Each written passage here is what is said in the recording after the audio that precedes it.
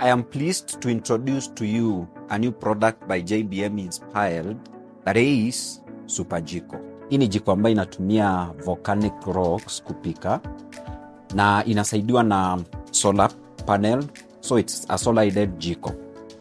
How does it function?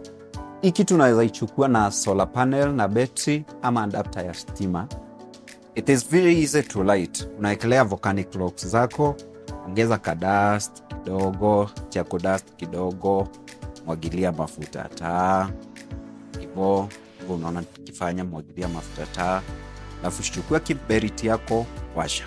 Ukishawasha, connect kwa power either by battery ama kwa adapter.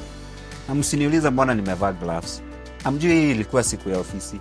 Aka knob ndiko kanatumika kuregulate the speed ya fan, ambayo the faster it goes, the more fast it cooks, and the lesser the speed, the slower it cooks. Kitaka kupika chakula very fast, you use that. Na kwa wale wanapenda kupika mchele, you cannot use much it. That's the use of the knob.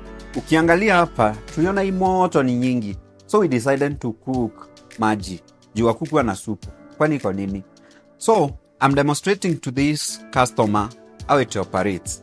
He is so interested in it. Na akachukua jiko. So it is a great testimony that this is a real deal.